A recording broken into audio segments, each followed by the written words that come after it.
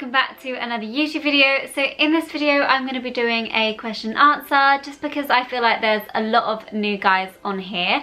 Welcome, welcome, welcome. And if you haven't subscribed to my channel already, I'm ABCDFGHIJKLEILA _ on Instagram and Waffles with Leila on YouTube. Please subscribe to my channel if you haven't done so already and give this video a big thumbs up. So yeah, like I mentioned, we're going to be doing a question and answer because I put on my Instagram stories a few weeks ago now a little question box saying power through with the questions because I really want to answer some of you guys' questions in a video. So that's what we're doing here now. A lot of them were fitness based and I kind of steered away from those because I don't want this to be like a fitness Q&A sort of thing. I really want this to be like a get to know me chatty kind of Q&A, if you know what I mean. For all the fitness bits and bobs, a lot of the questions that were asked, I've already answered them in videos in a playlist called How to See Progress, which I'll leave a little card that you can click on and have a browse through that playlist if you have any queries about like fitness based stuff. Some of the questions I'll be answering are a bit fitnessy because that is just obvious since I lead a fitness/health foodie page on Instagram and on YouTube. But before we start this video, getting into the nitty-gritty questions, I just want to do a little throwback to this scene in a video that I created before. Let's take a look, shall we? Should you have the both? Yes. Probably not together though. I mean, I haven't tried it. If you've tried broccoli and chocolate together, let me know because I'd love to know that. My friends, just when I thought chocolate and broccoli will never go together, there is a magical creation from On Bar that is a chocolate broccoli bar. One of you guys tagged me in a photo of theirs, which was actually like a April Fool's prank, but they kindly sent a piece, well, a sample of their chocolate broccoli bar, which was made especially for only 6 people for the April Fool's giveaway kind of thing. So they've given me one. Here's what it looks like. And I'm just going to munch on this whilst I go through the questions. But I thought we'd have a look on what it looks like and do a little taste test on what it tastes like. So this is what it looks like.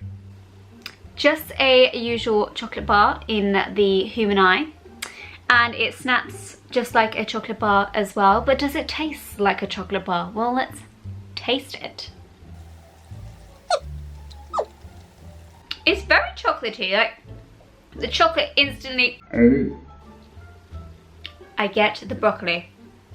I definitely get the broccoli. It tastes like broccoli, my god.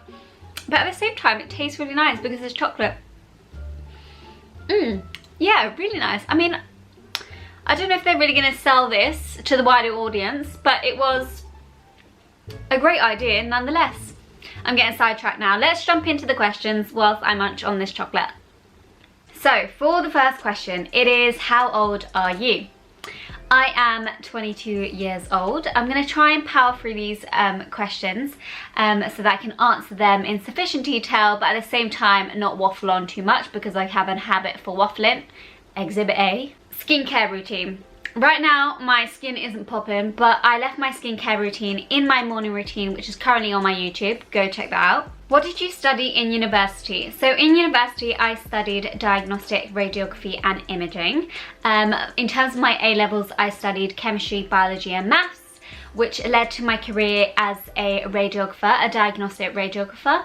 And this leads to the next question. Where are you working? I'm working in a London hospital as a diagnostic radiographer, which means I take x-rays to be able to diagnose diseases and bony abnormalities. How do you manage working out in the morning and still going to work? So for me, I love working out, and when I wake up, as you would have seen in my morning routine, I just want to move. I want to move my body because it makes me feel good, and I feel like it's really beneficial for a day of work because it really energizes me. So when I get to work, I've had that workout, I've had my breakfast, I'm fully energized and fully focused, ready for the day. How to stay healthy whilst doing long shifts at work? So I'm assuming you mean like meal prep stuff. I prep my meals on a weekly basis. How much I prep really depends on week to week and whether I can bear having the same meals every single day and things like that sort of things. But I find meal prep really beneficial because it just means that I can pick something up from the fridge, grab and go and have at work, rather than relying on convenient food which they have in the hospital, and probably food that I'm not going to be satisfied with, if you know what I mean. I'd rather have a home cooked meal that I can heat up, eat, enjoy and carry on with the rest of my day and know that it's like good for me sort of thing. I'm actually really getting used to this chocolate, I don't know, it's quite nice. Why do you wear your fitness tracker on your ankle? So the sole reason why I wear my fitness tracker on my ankle, it's not a tracking device by the Popo police. It is literally there because at work, since I work in healthcare, you can't wear anything below your elbow, literally just because of infection control. If you wear things around your wrists, it just means that it's more likely that you're going to carry an infection and pass it on to things. So we wear it, well, I wear it on my ankle just to prevent the spread of infection. How did you and your boyfriend meet? Well, the part he's probably listening into. Me and my boyfriend met whilst I was in university, studying in Cardiff University in Wales. I really don't know how to put this, really. So I went to the gym one day and saw him. We met each other's eyes, and I think he DM'd me on Instagram with something like, oh, can you make one of your breakfasts and I'll take you out on a date. So I was like, I really love waffles and I'm gonna make you some waffles. That means you'll be able to take me out on a date, right? And he was like, right. So the following day when I went to the gym, because you know I go to the gym quite often before Corona, I made a batch of waffles and I gave it to him. I carried on with my workout, sort of awkward, just giving a boy some waffles and then saying goodbye, have a nice time eating them. And then he gave me some feedback via the DMs saying they were good waffles. But he did mention they were kind of dry, but tasty nevertheless. Beggars can't be choosers. And so we went on this date. We had the date, things clicked, we clicked, and now we're here today 3 years later. Basically, bish bash bosh, we met at the gym, made him some waffles, went on that date, we fancied each other. Loving it. How are you coping long distance with your boyfriend during these times? So since he lives in Wales and I live in London, obviously that means we live a long distance. It's only 2 hours and 50 minutes by car sort of thing. So realistically, if this Corona thing isn't happening in the world right now, we would be visiting each other quite often, usually 3 to 4 times a month, typically. But during these times, obviously, we're both in lockdown and we're not able to see each other, which is quite sad. And we always tell each other and message each other how we're feeling, and we just be completely honest with each other on the phone. But essentially, I think how we're coping really is just communicating to all the time and seeing how we're feeling, checking up on how our day has been, and just doing it through that sense. We're both busy people and we like our own independence, so we could be in the room together and completely not talk to each other for a full-blown 2 to 3 hours, but we like our company being there sort of thing, just because we are independent and busy, but we love each other. So I mean, I don't know how to really answer that question, because I'd say we're different to the average couple sort of thing. I don't rely on him and he doesn't rely on me, but we click. So I mean, I hope that answers your question. I'm not quite sure. Do you plan on having kids when you're older? Well, that's a random question because I'm still quite young. I'm 22 years old, so kids right now are not on the cards, let me tell you that. I like to go, you know, the typical route of, you know, marriage first and then the kids sort of thing, just because I feel like that's a princess story. I don't know. I mean, maybe that's just very stereotypical and things like that. Who knows where my life will go? But if I had it that way, I would have it that way. But there's no wrong or right way really, and I'm not really a religious person to believe such a way. So whatever works out, as long as we love each other, that's the main thing. Feeling lonely during lockdown, any tips? loneliness can be quite an odd little thing because it really depends on your circumstance and who you're living with. I live with my parents and some of my siblings, so feeling lonely, I don't often get that feeling because I can just go inside the house and have a conversation with them, or I can, you know, like call my boyfriend or text my boyfriend, text my sister, sort of that thing. So if I was to give tips, I would literally just say keep your mind occupied at all times. Find hobbies that you like, socialize with people that you want to socialize with. Just do things that you enjoy to distract yourself from feeling like dark thoughts. I mean, we all have these thoughts sometimes in our heads. Don't get me wrong, I can have these thoughts in my head as well. But if you're, the majority of the time, staying positive and doing things that you love, that feeling of loneliness won't be as harsh, if that makes sense. How many siblings do you have? Do you live with your whole family?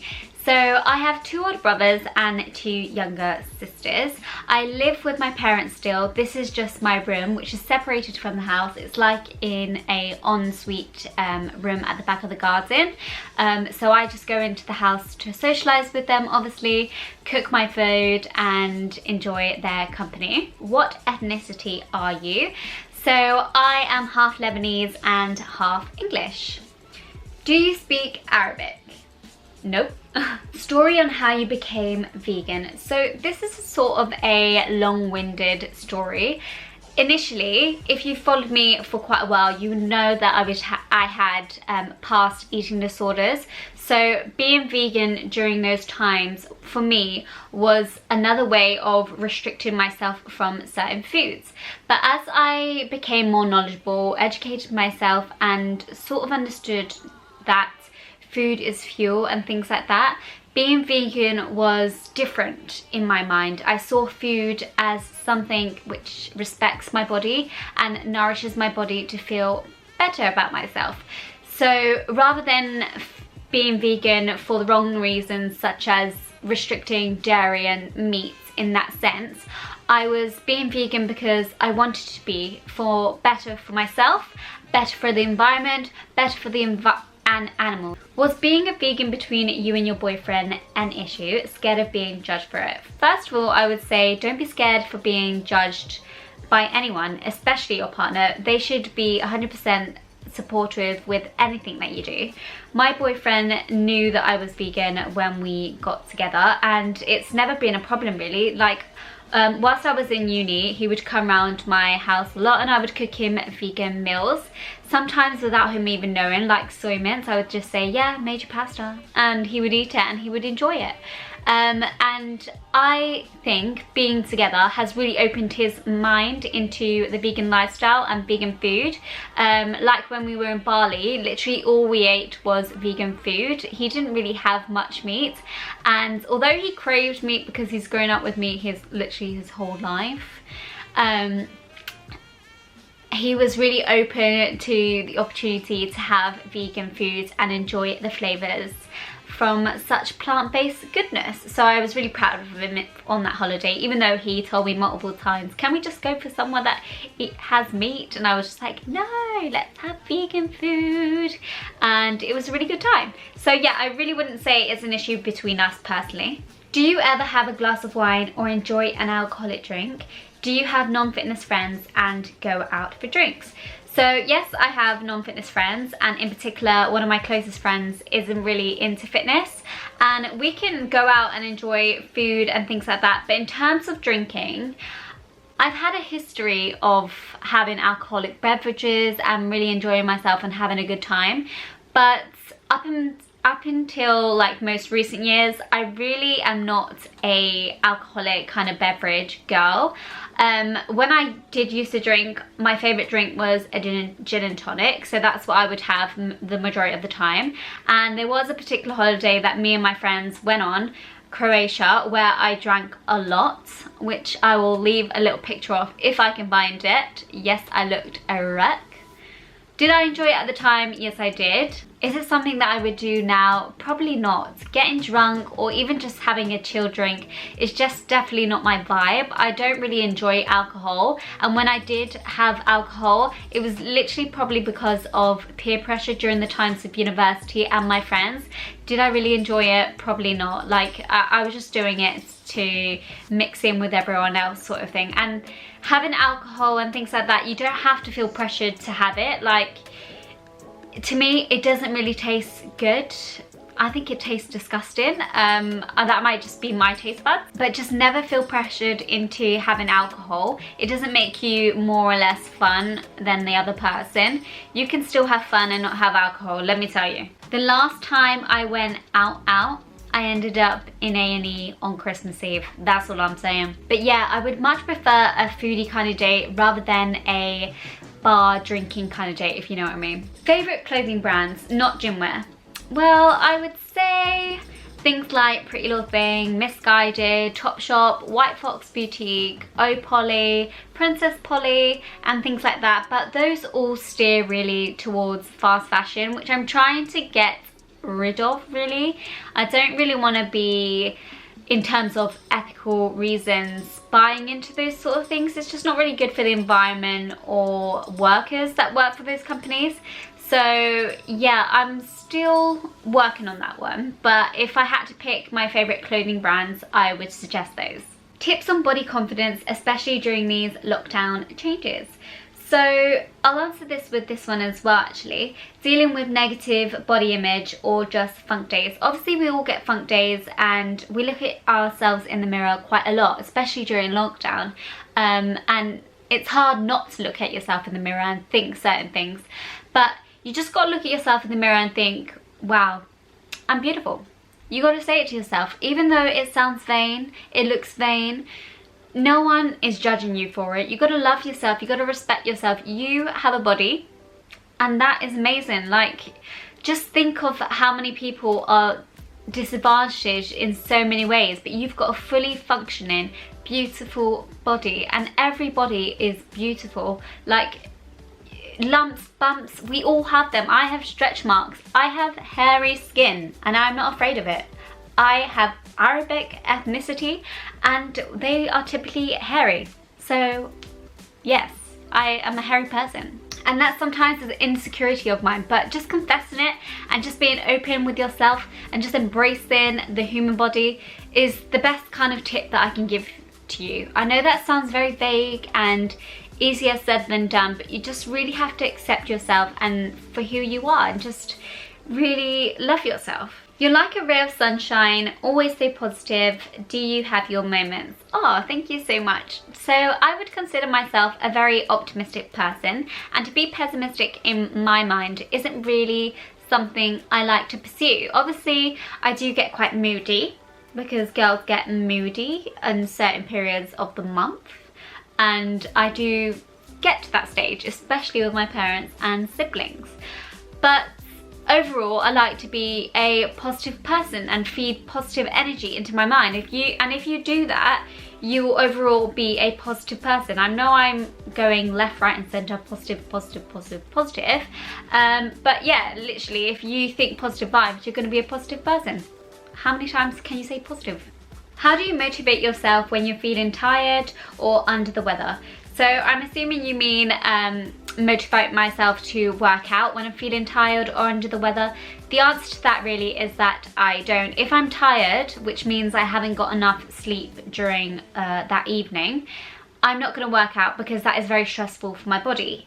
Same as if I'm feeling weak, fatigued or unwell, like I have a cough or cold, I won't work out because that is also damaging for my body. Your immune system is a powerful system, and if you cause added extra stress to it, it's not really going to be beneficial for your body. So I don't really want to add extra stress to my body during those times. So I don't really motivate myself to move really when I'm feeling really under the weather. I more so rest and just digest my food sort of thing, and then start up again when I'm feeling better, because I feel like that's going to be much more beneficial for your body rather than trying to push yourself whilst your body is already under that stress, if you know what I mean. But I feel like there's a fine line between being bothered and not being bothered at the same time. I treat that completely different to being tired and under the weather. If I'm feeling not bothered, I would just tell myself, why do I want to work out? And I'll answer that because I really enjoy working out. So if I'm feeling quite lazy, I would just move, not even think about it, start working out. By the end of it, I've already finished the workout and I feel accomplished and I'm ready to have my post-workout meal. Bish bash bosh. What keeps you motivated? To answer that really is myself. I keep myself motivated. I question myself and ask myself, why do I want to do this? Whatever it may be, whether that be working out or creating some content for Instagram, I always question myself and think, why am I doing this and why do I want to do it? And so that keeps my mind alert and keeps me motivated and keeps me going throughout whatever I want to achieve. I'm obsessed with your content. What do you watch YouTube wise when you're doing cardio? Oh, thanks. So I've left all my YouTube suggestions in my weekend vlog that I uploaded recently. Go check it out there because I list a bunch of YouTubers that I literally watch on a daily basis, and they're all my favorites. There are a lot more, but those are my current faves. So I would suggest you just go check out that video. How did you get sponsored by MyProtein? Did you ask them or did they ask you? So MyProtein reached out to me 2 years ago now when I was literally on like 7k followers. Crazy, I know. And they literally just reached out and said, would you like to be part of the MyProtein ambassador program? And obviously I said yes. And at the time I was with a company called The Protein Works, which were amazing, and I was feeling very fortunate that they employed me to be one of their ambassadors too. Their products were amazing at the same time.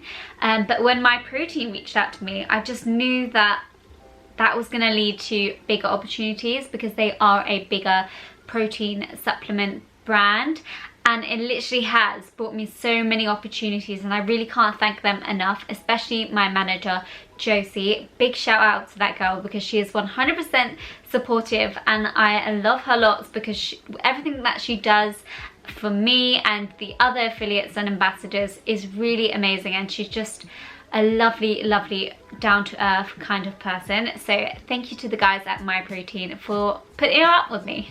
When did you get into the routine of waking up at 5 AM? So waking up at 5 AM specifically, sometimes 5:30, sometimes 6 AM, sometimes 6:30.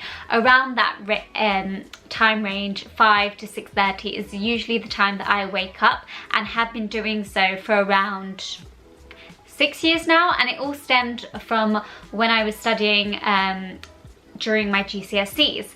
I was quite the motivated person then, and I'm still quite the motivated person now, and ever since then my body has been basically acclimatized to that body clock sort of thing. So yeah, I literally get up during those hours because I love the morning, and I love it for being organized and planning ahead and just getting on with things, even just taking a chill pill, really enjoying my breakfast, my tea, my coffee, watching some YouTube and just spending time with myself. I think it's really crucial to have those times and to be able to have a happy day. What time do you go to bed? So typically I go to bed around 8:30 to 10:30, 10:30 at the latest. That's usually pushing it, and that enables me to get around 7 to 8 hours sleep. Are there any days you wake up later?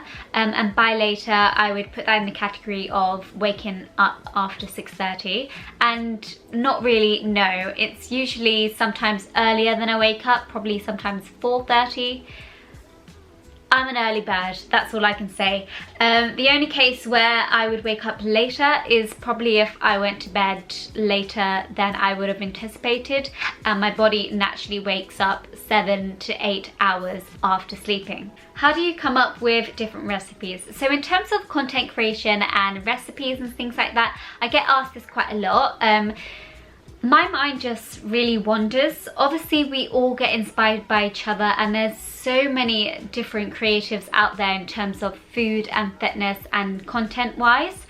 So if I see something and feel inspired by it, I sort of really just put my own twist on it and make it completely different, and really just be creative with it, but it's an initial start. So I feel like we stem from someone else's creativity and make it our own. A lot of my creations, are literally just based off of imagination and thinking, oh, I really fancy this. Can I make it with the ingredients that I have in the house? And I try it out. If it works, it works. If it doesn't work, I don't show you guys that.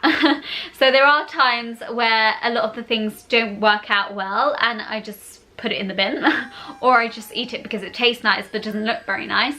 But a lot of the times my creations do work out well, and those are the ones that I share on Instagram and on YouTube. Are there any days you skip a workout and just eat bad? So not really. I know you probably don't want to hear that, but there are just literally not many days where I just feel that I want to sit down all day. Even on my rest days, I want to move. I'm an active person. I like to move my body. I love to feel my best all the time, and I seek that through diet and exercise. In terms of junk food and questions such as, do you have cheat days? Do you eat junk food / takeaways? Again, not really. I'm not a takeaway kind of girl. I will have one if I fancy one, but the majority of the times I prefer myself cooking, myself really homely, nutritious and nourishing meals, because feeding your body loads of food in the right amounts and having high nutritional foods is a form of respect. And if you respect your body, I feel like you've reached that stage in your life where you can thank yourself. So yeah, a lot of the questions stem from, do you have cheat days? Do you eat junk food / takeaways? Do you have bad food? And as I've said previously in many different videos, I don't see food and I don't categorize food based on whether they are good and whether they are bad. I literally eat food that I want to eat and enjoy. I ate a chocolate bar. A lot of people put that in the category of a bad food. It's not. It is less nutritionally dense than a broccoli, like I mentioned in that video. But it makes me feel good and I really enjoy having chocolate, so I'm gonna have chocolate. It's not considered a treat for me. It's literally just something that I would have in my day-to-day routine. I would have a chocolate bar at the end of the evening because I quite fancy one, not because I see it as a treat and I need to treat myself after healthy meals during the day. No, not at all. Like, I would just have that chocolate bar because I want it. A lot of my foods appear as healthy, and so I see why people say, do you ever have cheat days? Is there days where you have slip-ups and things like that? But like I say, I don't categorize food. I just have food that I enjoy, and typically the foods that I enjoy most are the ones that nourish my body the most. So yeah, I would just say that's the type of person I am and how much I love those sorts of foods. Do you ever go over your calorie allowance? So I feel like a lot of people assume that I stick to my calories and macros to the T. Let me tell you people, no I don't. Like, most of the times they are way over or way under. I like to stay in a range. If I can stay in that range, that's great. If I can't stay in that range, that's great as well. I have no issue with going over or slightly under. It's not a problem for me, as long as over a period of time I'm sticking to that similar range consistently. I'm gonna see progress in my eyes and to the goals that I want to achieve at that moment in my life. Since you track your macros, what do you do when you go to eat out? So I have a couple of videos of me detailing what I do exactly when I'm going out for a meal, because I do really enjoy meals. If you followed me on Instagram before like these corona things, you'd know that I'm such a foodie and I love going out to like cute London cafes and restaurants and finding really good food spots to enjoy really good vegan food. So eating out for me is not really an issue or a barrier, but I made those videos, which I'll leave in the card section up here, which you can go check out. Basically me describing what I do exactly and whether I compensate and things like that. just out of curiosity, step count on work days and non-work days. So on work days I typically reach around 15 to 25k, and on non-work days or less active days I typically reach around 15 to 20k. Like I say, I'm a really active person, so my step count really is quite high. There are days where I reach just 10k or just under 10k, and I have no issue of reaching a step goal, although it is a great incentive to have a goal in mind that you want to reach. So I would really promote that if that is something you want to work towards. Have you ever suffered from amenorrhea? How did you recover it? And if you don't know what amenorrhea is, it literally means not having a period. And during my eating disorder days and restrictive days, I did lose my period for an extended period of time. If I can remember clearly, it was over 1.5 years that I lost my period for. I regained it, but ever since then it hasn't been as regular as it should be. Do I still have my period now? Yes. That means my body is fully functioning, and that's because I don't restrict myself. And in terms of how did you recover from it, it literally is all about what you're putting into your body and how much you're putting into your body. That's why I really promote tracking macros, because for someone that doesn't know how much they're eating, tracking macros can be a really useful tool. Current training split. So I've answered this quite a few times, but my current training split currently is Monday legs, Tuesday upper body, Wednesday legs, Thursday upper body, Friday legs, Saturday full body, Sunday rest. And throughout the week I will do 3 core sessions and no HIIT sessions. That's a new update, just because I feel like it's added extra stress on my body and I don't really need it. But I do a lot of low intensity steady state cardio, which is mainly derived from my walking and my steps. Do you do a lot of cardio, or is it mostly weights? I'll let the biceps talk on that one. But yeah, I do a lot of resistance training and incorporate loads of weights into my workout routine. I kind of steer away from cardio. Not saying that it's bad, but it's probably not the most beneficial for the type of physique that I currently have.